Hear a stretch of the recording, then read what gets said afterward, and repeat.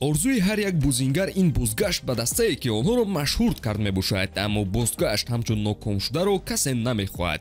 имрӯз навори мо оиди ҳамин гуна бозгаштҳо мешавад. обуна шавед ва то охир наворро тамошо кунед.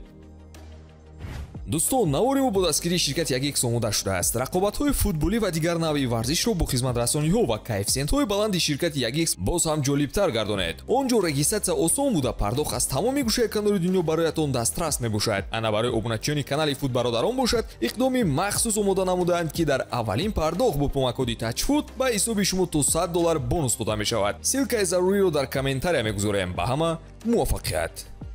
якум мо аз навтарин рӯйдод бозгашти Санчо ба Боруссия Дортмунд шурӯъ мекунем. ин гузариш аллакай дар марҳилаи охир қарор дорад. Санчоро соли 2021 бо маблағи калон девҳои сурх харидорӣ кард ва умед ба ӯ хело калон буд.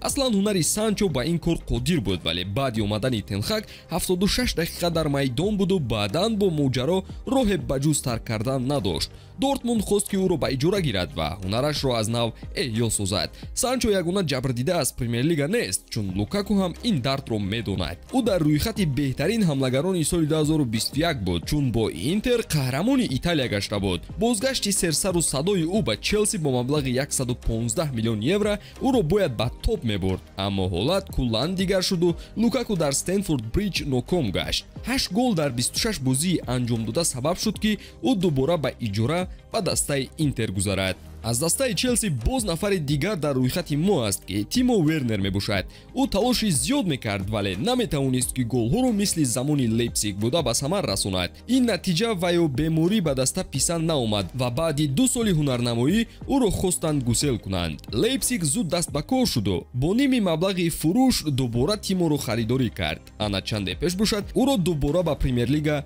раҳо карданд. бо Челси хайру хуш намекунем, чун дар навбат Ферран Торреси дастон истодаст. Торрес дар оғози корнома дар синни 23 солагӣ тарки Атлетико карда буд ва баъди 8 сол бозгашт ба дастааш намуд. кораш дар Англия хуб пеш мерафт то даме ки ҷароҳатҳо ба суруғаш омаданд. Торрес хост корномаашро аз сафҳаи нав шурӯъ кунад. дар Ливерпул ҳунараш зебо буд, вале ба Челси рафту ҳолат куллан тағйир ёфт. таслим шудан кори ӯ набуд ва ба пойтахти Испания баргашта 4 мавсими дигарро гузаронид. нафаре ки дигар аз Атлетико ҷудо шудан намехоҳад, ин Гризман мебошад. соли 2019 ӯ хост ба дастаи рақиб Барселона бо арзиши 120 миллион евро рафта соҳиби ҷоизаҳо шавад, аммо гӯё ӯро чашм карданду дар канори Месси истодагарӣ кардан натавонист. Гризман ҳамагӣ 35 гол дар 102 бозӣ дошту танҳо Копа дел Рейро ба даст оварда тавонист. ба хулосае омад ки ба Атлетико иҷора равад ва баъд пурра гузариш карда беҳтарин бозингари лига гардид. акнун аз тарафи дигари Мадрид мо Лука Йовичро дорем ки тобистони соли 2019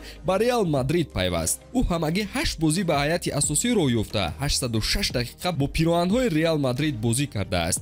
2 гол ва 4 ассист ба номаш сабт карда буд, вале ҷароҳату мушкилиҳои берун аз майдонӣ садди рушди ҳунараш мешуд. бо ҳамин сабаб ӯ ба Айнтрахт баргашт ва баъдан пурра харидорӣ шуд. пас аз он худро дубора дар серияи А санҷиду кораш аз пештара дида беҳтар шуданд. дар Англия соли 2013 Юнайтед Заҳаро аз Кристал Пелас бо арзиши 15 миллион евро харидорӣ намуд. рӯзҳои охири сер Алекс Фергюсон дар даста бо роҳбарии Дэвид Моес бошад, кори Заҳа бад шуд ва ба Кардиф Сити иҷора равон карда шуд. Заҳа худ иқрор мешавад ки ба ӯ шонсе дар Юнайтед дода намешуд ва ба Кристал Пелас ба иҷора рафту он ҷо боқӣ монд. бо мурури замон ӯ нишони даста шуд ва кореро кард ки дар Олд Траффорд барояш имкон намедоданд. ба ин рӯйхат номи киҳо намерасад? дар комментария ҳатман қайд карда навори ҷадидро мунтазир бошед. хайр дӯстон.